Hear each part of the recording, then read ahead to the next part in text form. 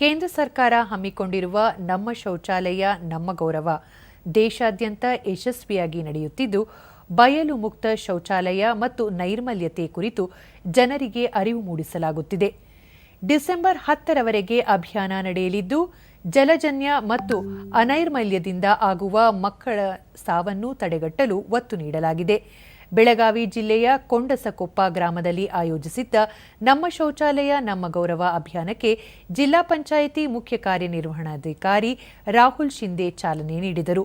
ದೂರದರ್ಶನದೊಂದಿಗೆ ರಾಹುಲ್ ಶಿಂದೆ ಜಿಲ್ಲೆಯ ಎಲ್ಲ ಶಾಲೆ, ಅಂಗನವಾಡಿ ಗ್ರಾಮಗಳಲ್ಲಿ ಶೌಚಾಲಯ ಬಳಕೆ ಮಾಡುವಂತೆ ಅರಿವು ಮೂಡಿಸಲಾಗುತ್ತಿದೆ ಎಂದರು.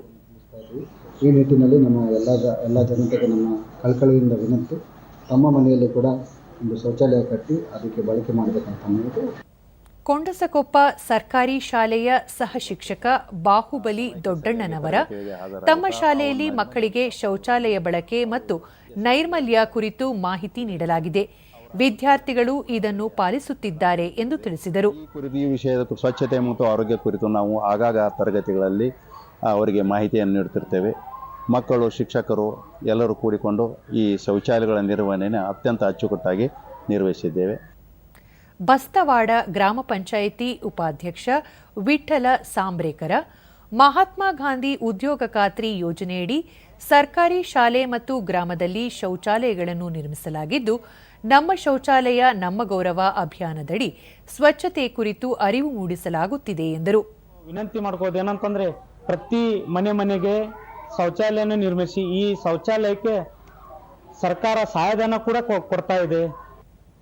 ವಿದ್ಯಾರ್ಥಿನಿ ಅನನ್ಯ, ತಮ್ಮ ಶಾಲೆಯಲ್ಲಿ ಅಗತ್ಯಕ್ಕೆ ತಕ್ಕ ಶೌಚಾಲಯಗಳಿದ್ದು ಸ್ವಚ್ಛತೆ ಕಾಪಾಡಿಕೊಳ್ಳಲಾಗಿದೆ ಎಂದು ತಿಳಿಸಿದರು. ಕೊಟ್ಟಿದ್ದಾರೆ ಮತ್ತು ನಮ್ಮ ಹೆಣ್ಣು ಹುಡುಗರಿಗೂ ಅನುಕೂಲವಾಗಿದೆ ಮತ್ತು ನಮ್ಮ ಶಾಲೆಯೂ ಸ್ವಚ್ಛವಾಗಿದೆ. ನಮ್ಮ ಮೂರು ಮನೆಯಲ್ಲಿ ಕೂಡ ಒಂದೊಂದು ಶೌಚಾಲಯನೂ ಇದೆ. ಅದು ಸ್ವಚ್ಛತೆಯಿಂದ ಬಳಸಬೇಕಂದ್ರೆ ನಮ್ಮ ಶಾಲೆ ಸ್ವಚ್ಛತೆ ಇದೆ.